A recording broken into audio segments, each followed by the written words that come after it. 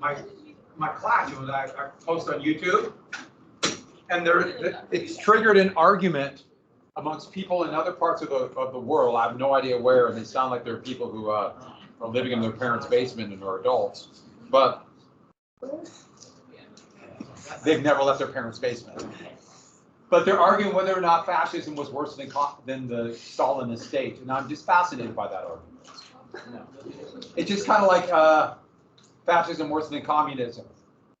Well, yeah, but so that's like saying a kick in the left shin is worse than a kick in the right shin. I mean, you know. See, so it's relative. All right, I'm not saying which one is which.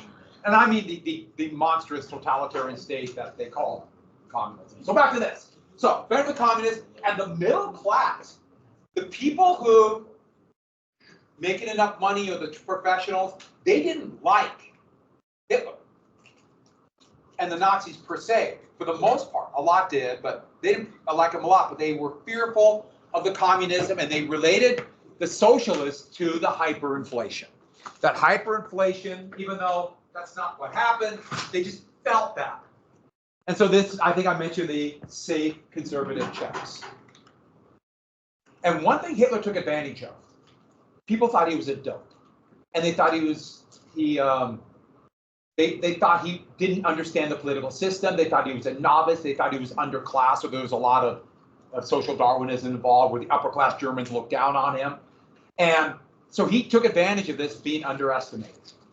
Now, it didn't mean he was smart. He was lazy and had massive holes in his knowledge. But what he did know was how to manipulate people, and he had no fear of looking like a hypocrite. He didn't care if he said one thing and did something else. He didn't care about what he did and how people thought. That's a great advantage. Social norms did not apply to him. What a huge advantage. So that's the torchlight procession right through the Brandenburg Gate, right after Hitler became chancellor. But there are members of other parties in his cabinet. They're all going to control. The vice chancellor was this conservative by the name of von Papen who thought, I can control him. Of course he couldn't. And so torchlight processions became a real symbol of Nazism and fascism. Yeah. Yeah, so it's at night, long exposure, so it makes the light stretch out. And that really gives it an effective look, doesn't it? So you can do that at night. So for example, in 2017, when neo-Nazis in America marched in Charlottesville, Virginia, chanting, Jews will not replace us. That's in the United States, murdered an anti-fascist person. Was murdered then. This is 2017. Yeah, you guys were alive.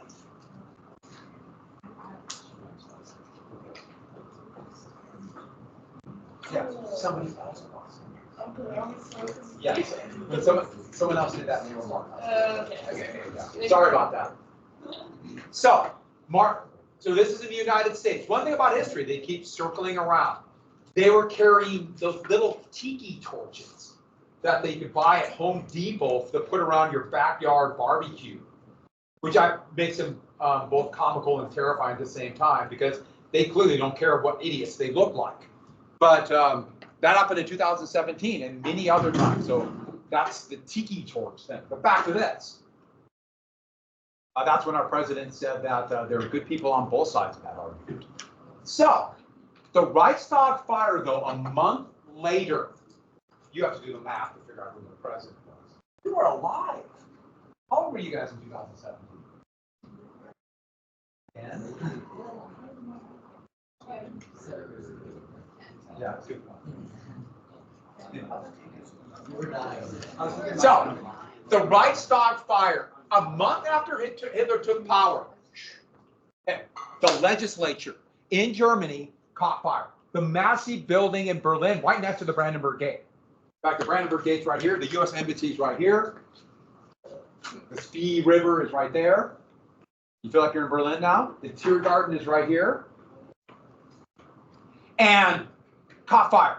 And in the basement of the Reichstag, they found a babbling, maniacal Dutch communist half naked, carrying rags and petrol, gasoline, named Marinus von der Leuven, and it was clear he was involved. Now, we know he was involved. Now, could he have burnt down the entire Reichstag on his own? A lot of people said he couldn't, but you know, it was pretty vulnerable to fire, so maybe. But there's a belief to this day that perhaps the Nazis were involved or they duped him into doing this. There's no evidence of that. There's no evidence. It really appeared like it was him, maybe help from a couple others. But remember this Nazi point of view: xenophobia, fearful of outsiders coming in, communists. Here comes an outsider communist trying to rile up a revolution. This fit perfectly in the Nazis' hand.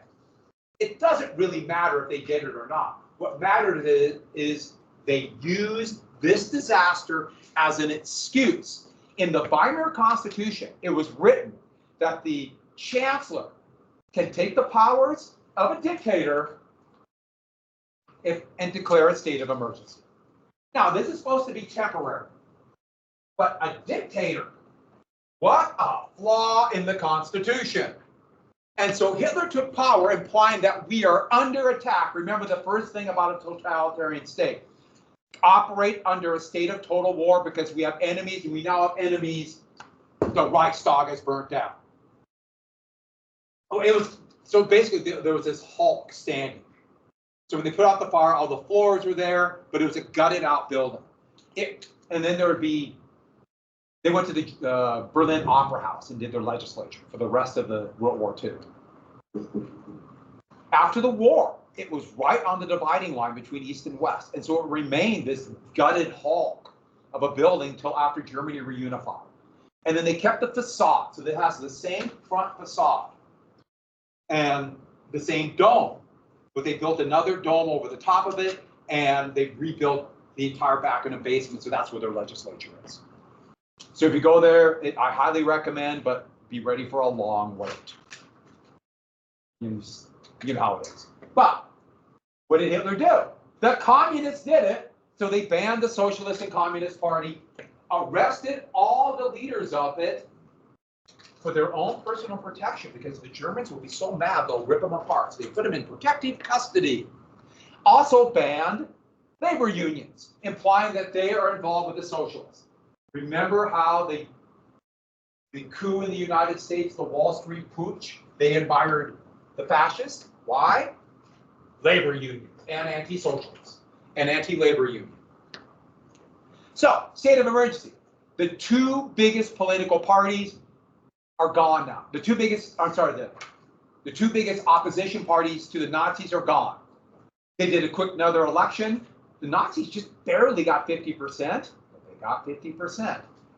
And that allowed them to pass the Enabling Act. Now, I didn't put this down, so they said a permanent state of emergency.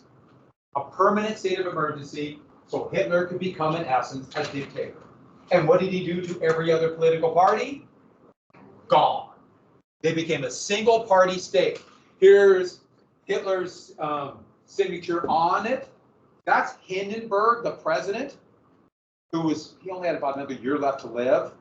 He was in his 80s by then, and even though he hated Hitler, I saw him as a lower class bohemian corporal, he called him, but he was anti-communist.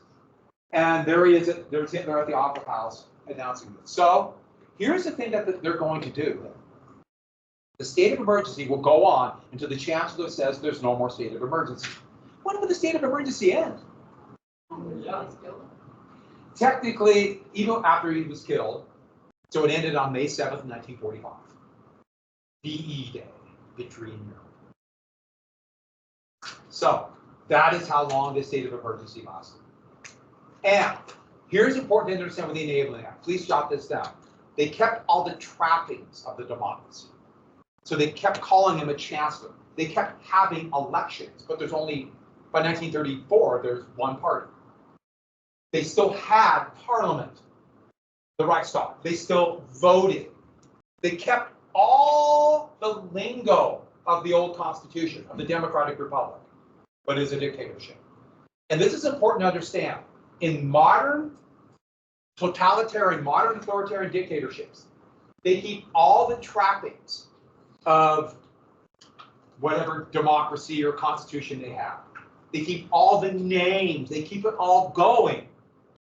But they form a dictatorship. That's what happened in the Soviet Union.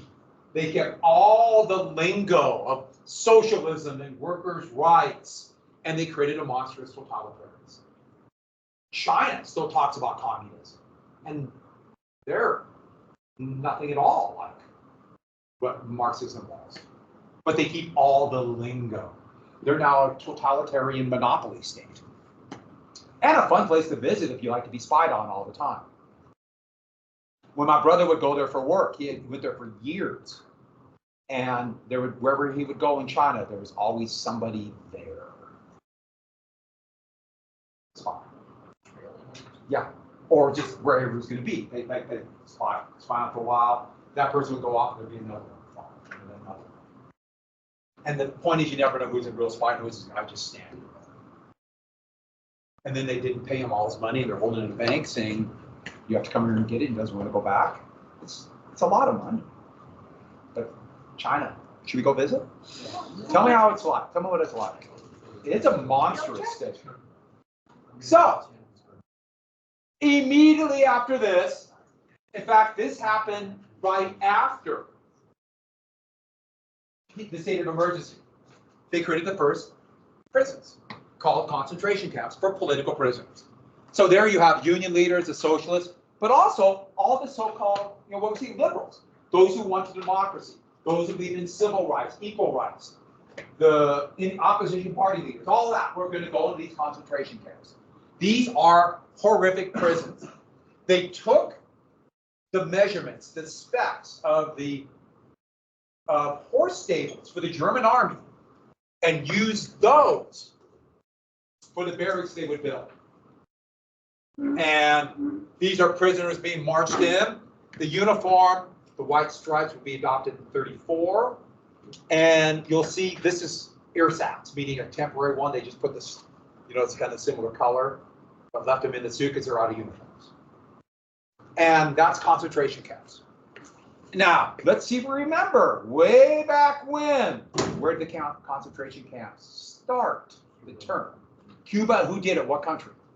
Spain. And then other people did it. The U.S. did it in the Philippines. Britain did it. We called them concentration camps in South Africa. They called the training camps for American soldiers they quickly built in World War I concentration camps. So the word didn't have the horrific meaning that it should have yet until this.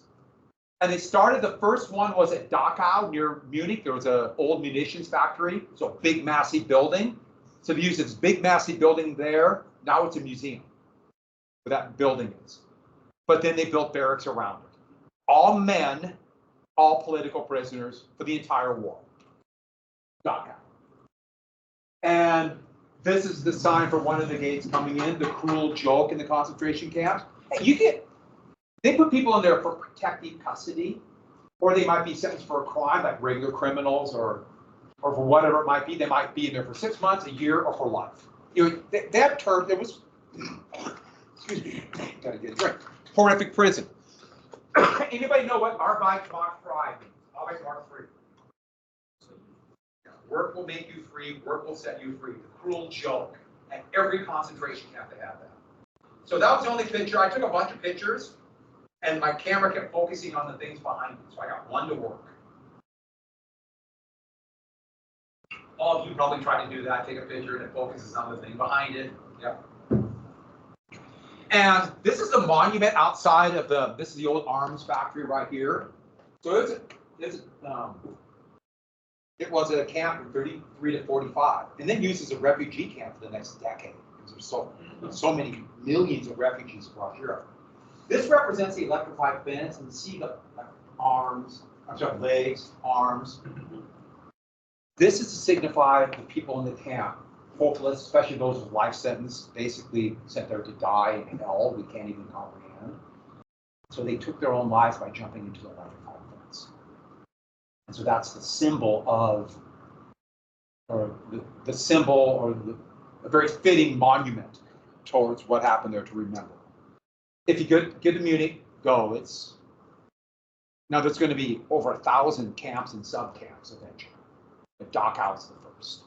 All political prisoners. Now I know a lot of you are thinking, because this is a kind of a misconception, you say, well, Jews are sent there. No, no, these are political prisoners.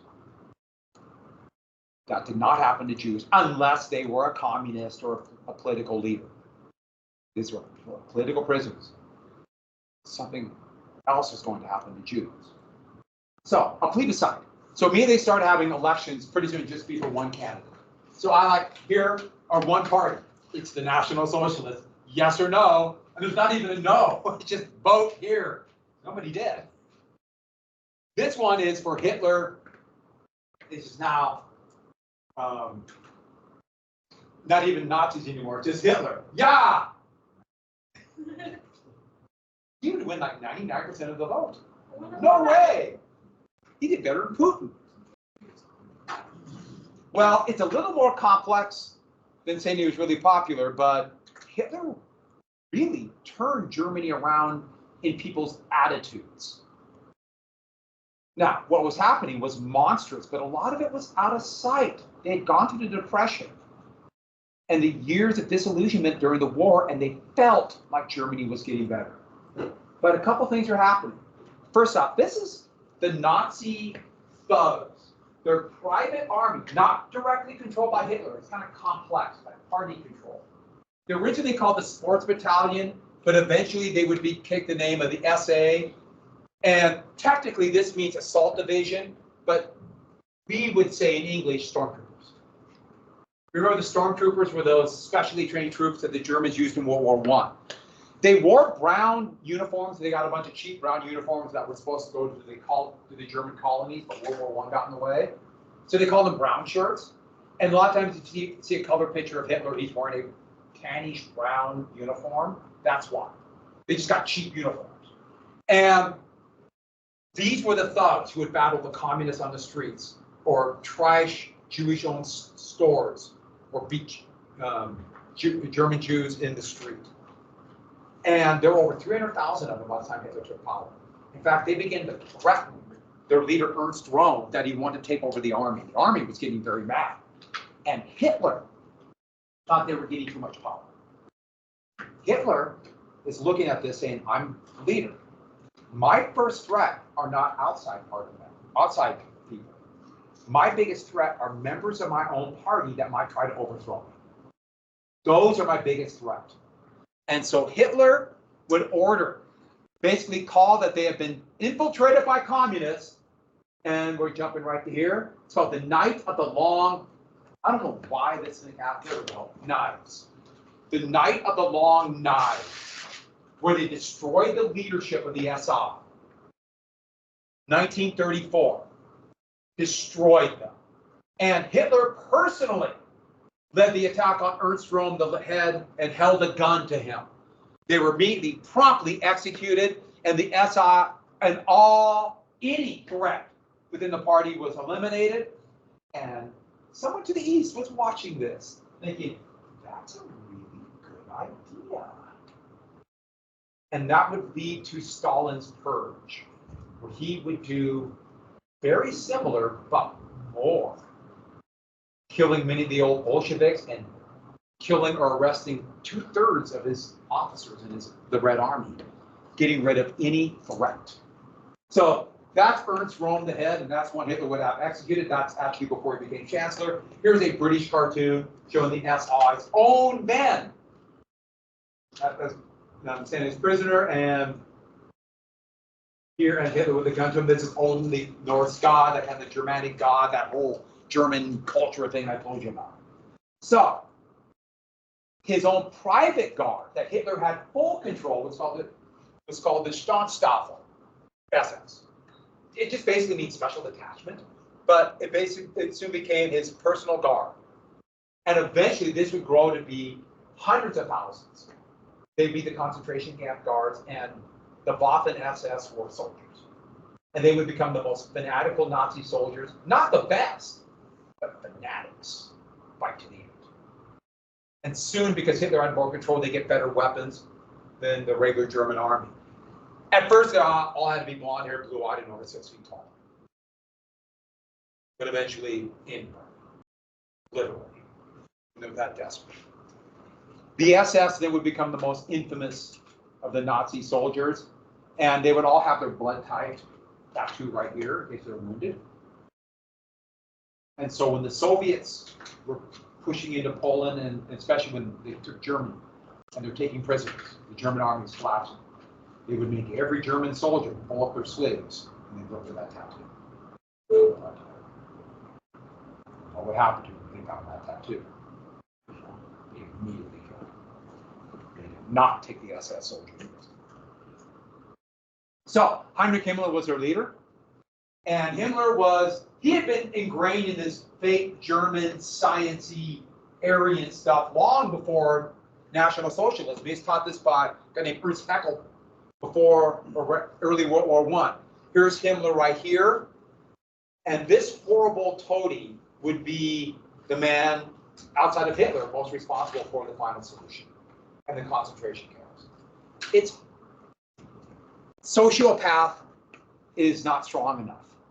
It appears to have no conscience at all, and so a perfect person to be in charge of the SS. The German secret police would be the Gestapo, and the Gestapo, here is actually a uniform member of the Gestapo, but they would be in every part of everybody's lives, the Gestapo.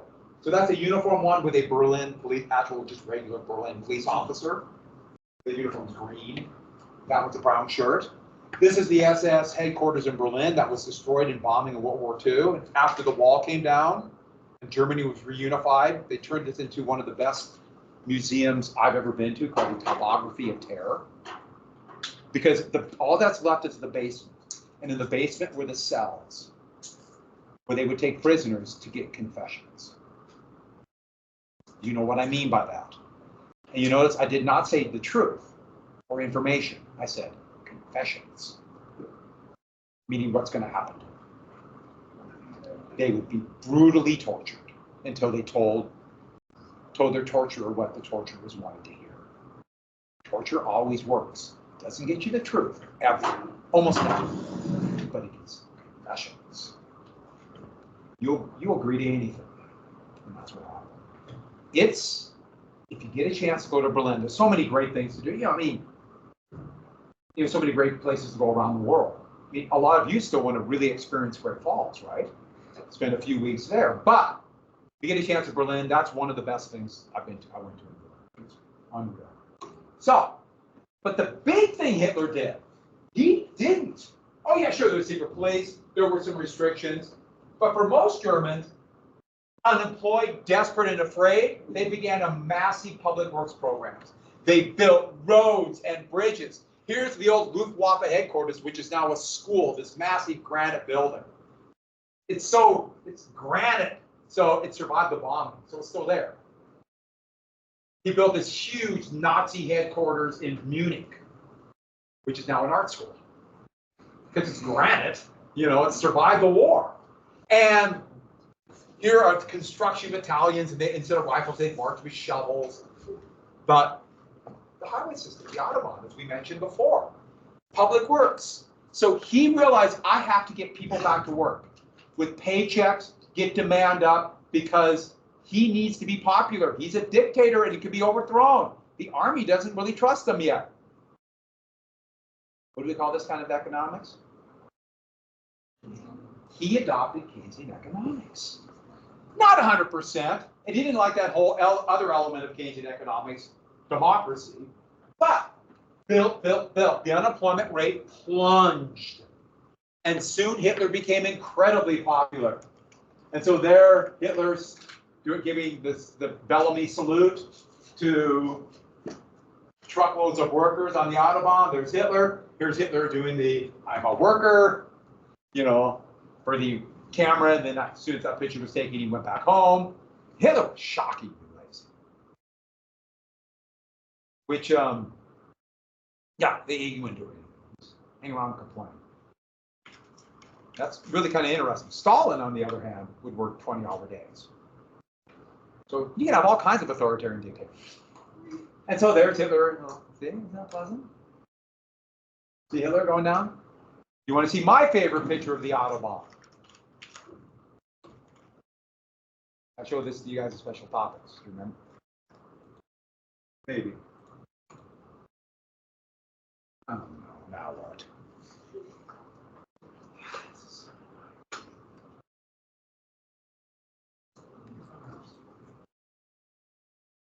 You ready? You know what that is? You know? Yeah. That's American Sherman tank advancing into Germany, April 1945. Those are German POWs marching west on the outer wall. So that's April 45. That's a pretty good picture. I always like that one. So that's the defeat of the Nazi state.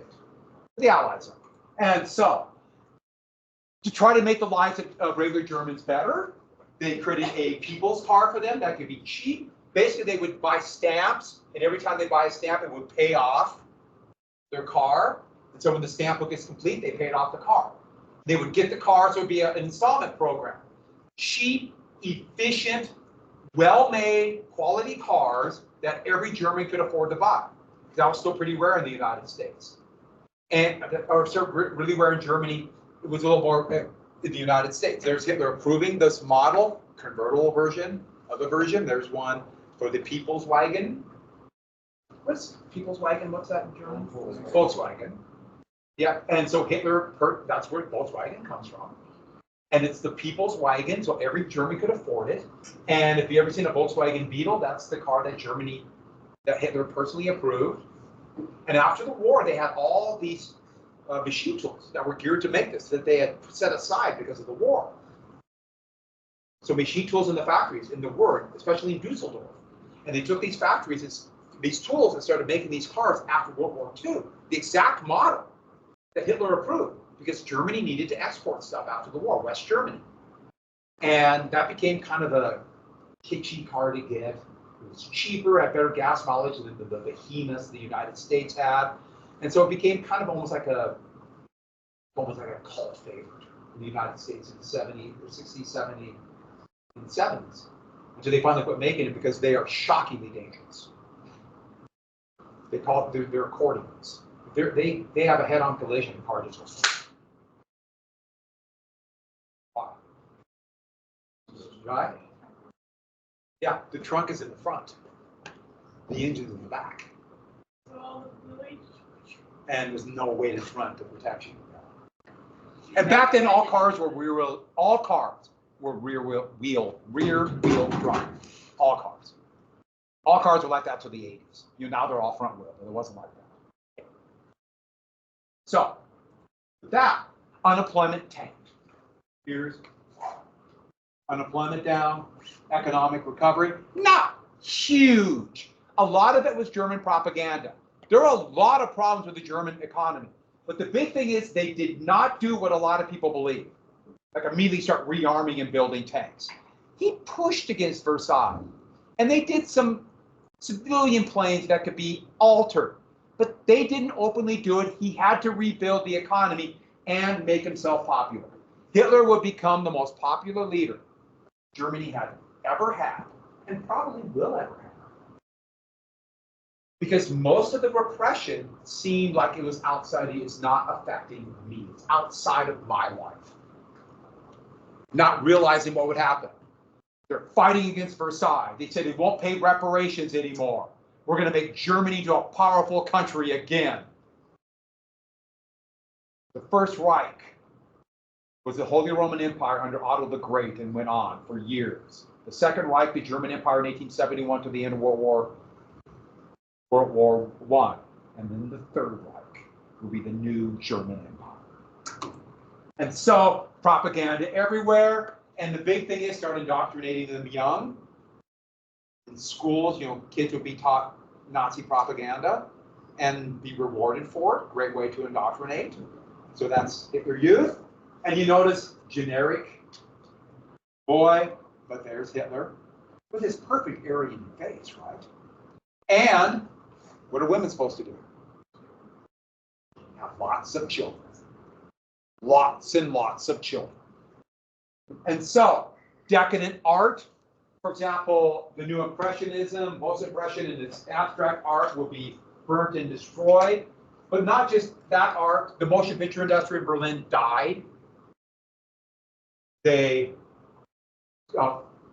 decadent philosophers, especially Jewish philosophers, and Jewish works of art, and also scientific works by Jews are going to be burned. This is the first book burning in 1934. That spot is a memorial now in Berlin.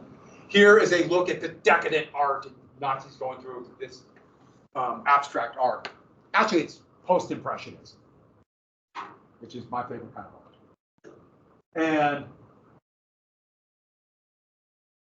yeah, book burning is making a rebound all over the world, including the United States. So that's something to be. History always cycles through. What's that? Yeah.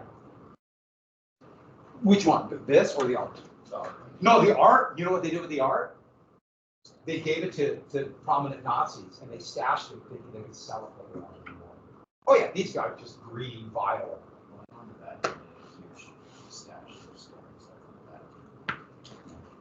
They put in salt mines some of the greatest work of art in Europe. They stored down there. I mean, it's 1,000 feet deep in the salt mines.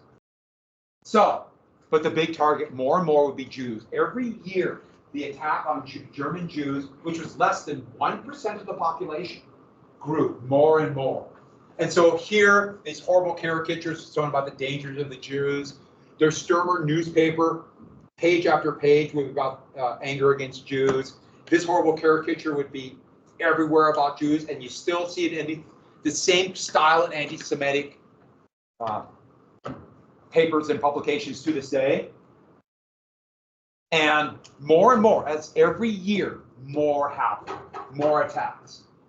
And here implying it's because of the Jews, they're all these other inferior races, and so with everything from, I know they use this from Egyptian, but Africans, Asians. But the law we have to get is the Nuremberg law. The first major law to deprive Jews of most of their rights, called Nuremberg, and it's no coincidence, that's where they had the big rallies, would be passed in 34. Those are stormtroopers, SA men attacking Jewish-owned stores. They would stand in front of the stores and intimidate, yelling slogans and intimidate anybody. Usually they get drunk and then stand in front and yell. And the goal was to force the Jewish population to immigrate. And any other undesirables, make them leave. The only issue was, where could they go? Could they go to the United States? Now, do you remember? They had nativism, the Red Scare, Red Summer, the growth of the Klan in the teens and the 20s. What was the law passed in 1924 that greatly restricted immigrants? You remember? Say it again. The Espionage Act was anti-free speech. That was way back in 1894, even though it's kind of the same element. You remember? Yeah. The National Origins Act. Yeah, if you didn't remember, write down the National Origins Act just to repeat. That's a big deal. National Origins Act, 1924.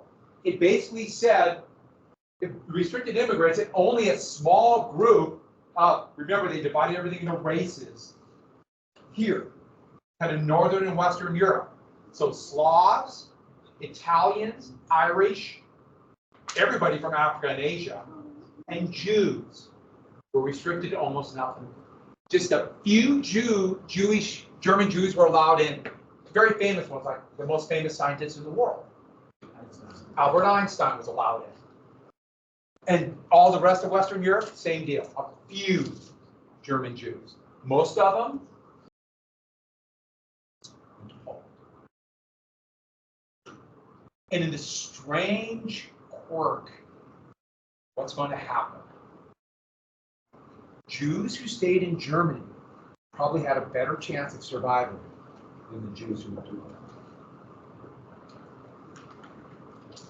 Yes, the United States would turn away the last ship full of Jewish immigrants from Germany trying to escape at the end of beginning of 1939. They would all go to Poland, and all of them would be killed. The United States is going to have a tough realization with this. Have you heard of the Holocaust, the term the Holocaust? No one called it that till the 1960s. And it's like all of a sudden people in the United States realized what happened. No one talked about it in the 40s, nobody. And one brand new country would use that, really use it to leverage support from the United States. Israel, yeah. The United States was not pro-Israel to the 1960s. Which, if you know anything about American politics today, that should sound very surprising. And if you don't know anything about American politics today, it's time. Young adults, it's time to know stuff. So, 36, the Germans had an Olympics. So they start the Olympics about almost 40 years before this. Obviously, a pause during World War I. And this was a big deal for Hitler. A big deal. He was going to show the German superiority of their great athletes. And how did the German athletes do? Nailed it. They easily got the most points. German athletes did really well. And Hitler really was, this is a showpiece of German athleticism. And there's kind of a myth that they did not do well. And I understand why you did that, because everyone talks about one American athlete. But no, Germans did really well. Here's a cartoon. They also kind of toned down some of the anti-Semitism during the Olympics because foreign press was there. I think this was kind of a humorous one in a dark way. Yes, Jesse Owens was an American sprinter, won 4 gold medals. And here is, I like this one, the 100-yard dash. I like this picture. These put laurel wreaths on their head. So that's Owens. And then silver to a German and bronze to a Japanese sprinter. That's just a good picture. And Owens, so a lot of, this has kind of come down as legend today. Yes, Americans are good, an American athlete. It also showed that his racial superiority argument was so much garbage, which it clearly was. That whole racial thing was made up. But how was Jesse Owens treated in his own country? What were the laws that segregated the South? He couldn't vote in his home state. And so, to make money after it, Jesse Owens had to race horses. He went and he raced horses in 40-yard dashes. There he is racing it. And that was how he had to make money. And so, the point is, the United States had a lot of work to do too. And so, after the Olympics, let's get to the road to war. And we got to do this, and then we're going to go, obviously, very fast. There's so much. I got to skip things. I'm skipping things now. It's kind of hard. You got to know this stuff, but you have to kind of pick and choose. So that's Germans breaking down the border defenses into Poland. So let's go very quickly through this.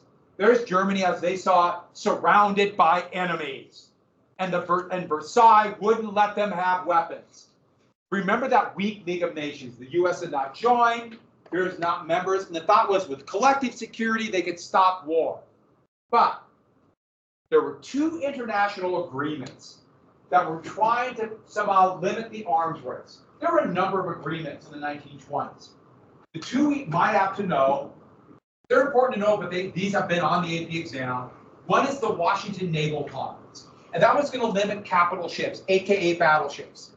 So for every 5 battleships the US and Britain have, Japan will have 3, Italy and France 1.67. So they had to cut their ships, but no, these are ratios. And you notice no German ships. And the thought was to limit the arms race, remember the dreadnoughts before World War I. And Japan, actually, this cartoon implies their anger over this, but this gave Japan superiority in the Pacific, because the US and the British had so much more area to cover. Also, another agreement, and this involved the Americans. The American Secretary of State was one of the signees. The Kellogg-Briand Pact thought they could make war illegal. Do you see the problem with this right now? What do you do if someone attacks somebody else? Go arrest them? Have the Swiss police go arrest them and take them away? Yeah, so they're trying to say war is not a tool, but it's not going to work. and the League was weak. And it would be shown, oh, they did other laws like signatories to the Geneva Convention agreed to limit, not bomb civilians. How long did that last? Not sink ships without warning. Gee, I wonder how long that lasted. But they can't use a shotgun because it's too violent. Yeah, I know. You can use 2,000-pound bombs, but you can't use a shotgun. So the point is, a lot of them have problems. But last thing for today. Japan invaded Manchuria in 1931. This was the Japanese army. The government actually had nothing to do with this.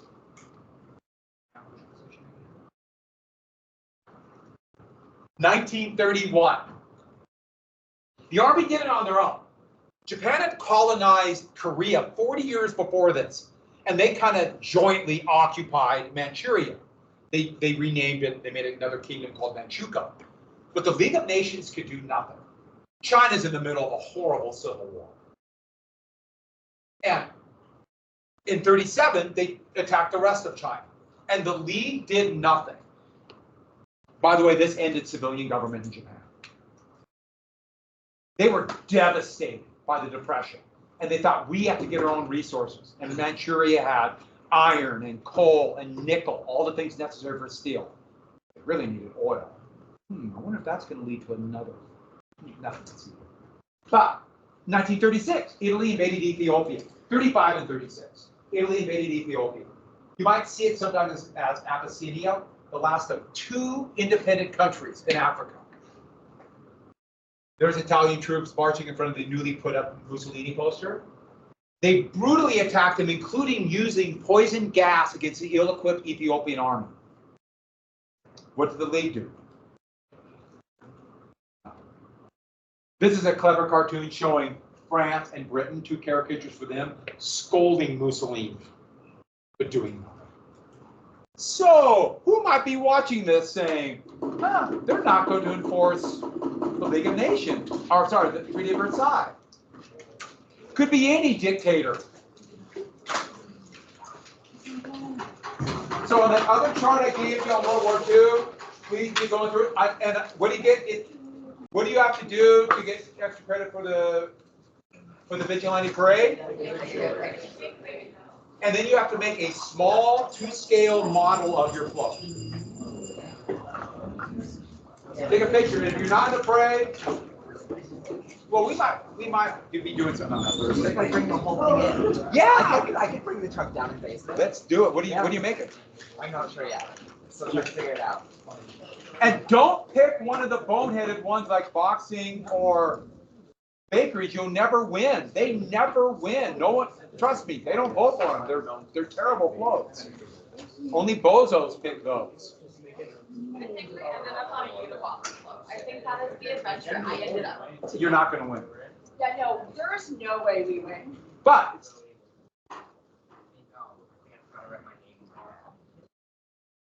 oh, your map.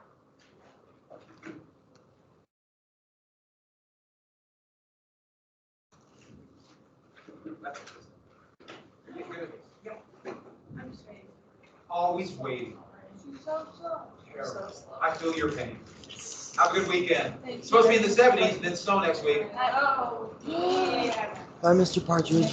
Have a good weekend. Glad you're feeling better, step by step, inch by inch. Yeah, see the video? Yeah, I had seen that before. That is a really good. It is really good. They did a good job on that one. And it's one of those, it's not cheesy. No, it's really easy to get cheesy. That was good. I like it. Yeah. Looking sharp, got the Legos on. Okay, so I need to go to the office just really quickly, and Run then, up right now. Do it right Yeah, and then at 11:50 I have district band festival, so I have to leave. Okay, so try to get that taken care of as quick as possible to come back. And just remind me, just do the, I remember this. We are also part of this. Just do the and go, okay? Okay, I gotta tell you, you have an extra credit opportunity coming up. You don't get it, no. 'Cause you're leaving. Because I was making trench cake again. I got popular. Hey, I thought that was school, that first cake was good. Did you try that? I know. Beautiful Omaha, Nebraska.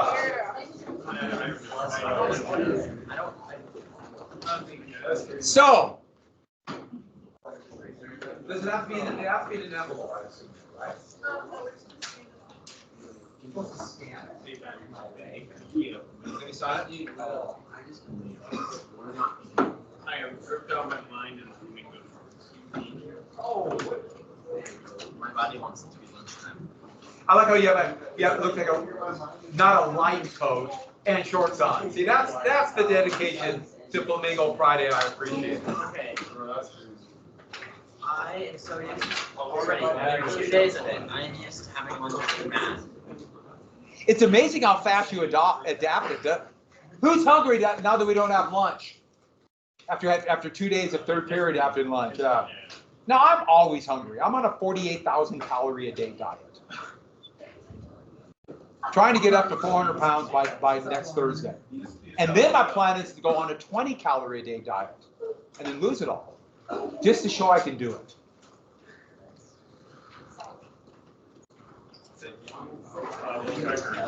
the largest fan in the world, and also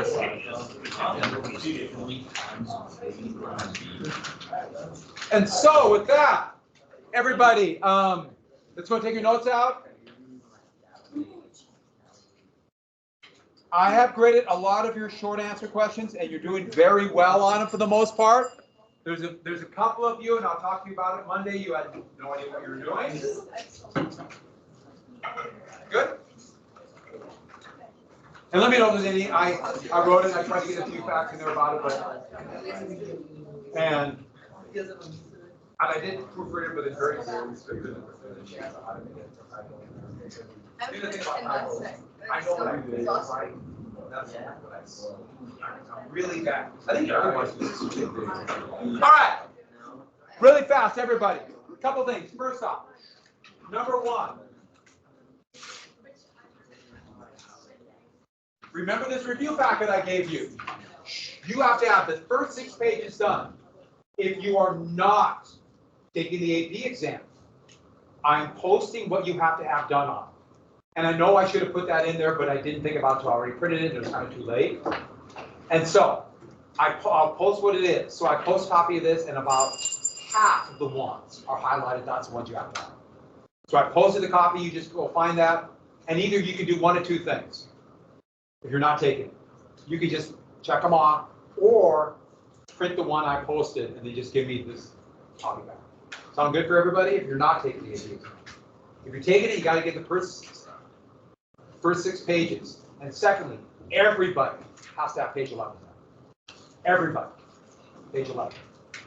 And then the rest of it for everybody, you have to do something. Go through, pick out the ones that are the most important, ones you remember. It's a good way to study. And you have to show you did some of them.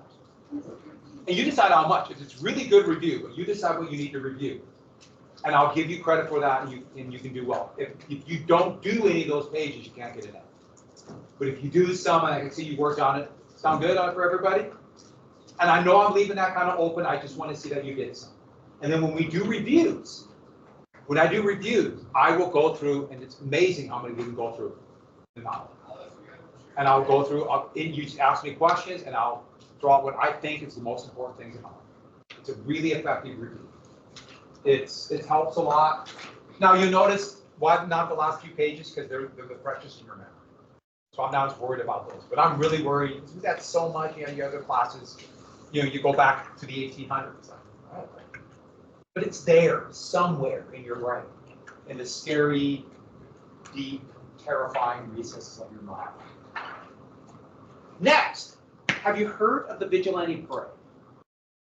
That's May 3rd, the 100th Vigilante Parade, the longest continuous high school parade in the United States, here in Helena. And it was done for one reason, to keep the seniors and juniors from beating each other to death. And at the old Helena High. Yes? I thought it was like 500 years. I thought it was 1909. 24. Okay. And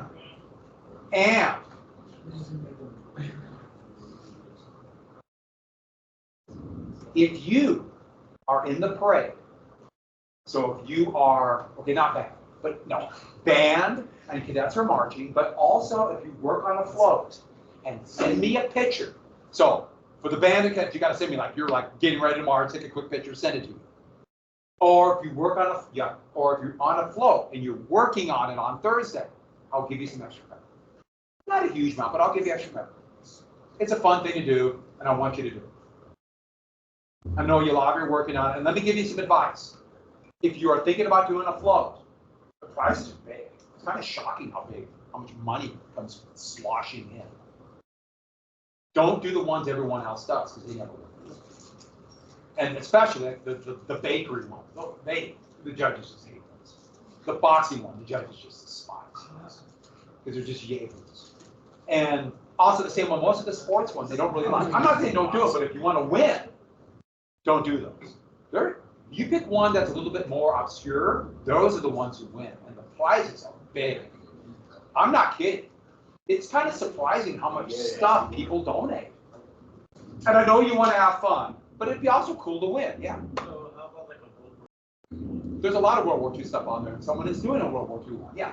Last year I did one of the fire towers, and a lady bought it from the Really good, that's awesome. That's really cool. How much? 300. Well, and the fire tower, even though it's a lot, they love that. And they love old last chance clocks. They love the mining ones. They love those. I mean, they really do. That's what the judges want to see. If you got to do, you want to have fun, I understand that, but I'm just telling you. And then so you guys are lining up for band, just take a quick picture of each other, send it to me. Sound good? Cadets, same thing. Or anything, there's other things where people might have to do it, but I'll give you extra credit. So just send it to me on Teams. So I had some pretty funny pictures last year. They had a lot of fun posting for the pictures. I like that. So let's take your notes out and let's get to Nazis. There's nasty. The nastiest. Huh?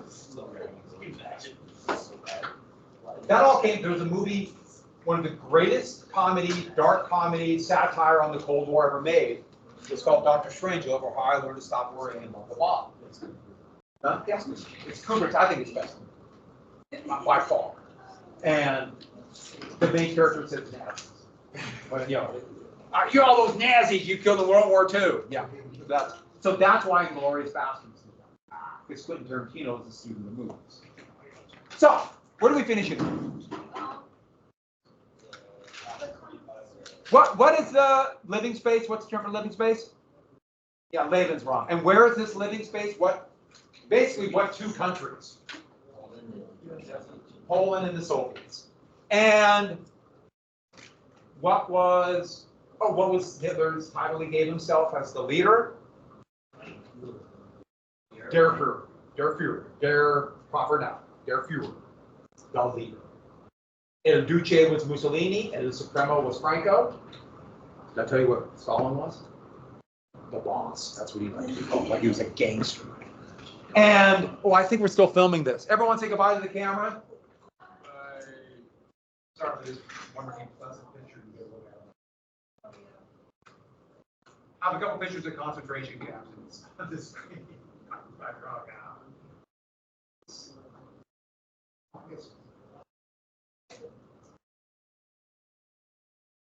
Sorry, give me a second. I'll just show you the Lego mock of the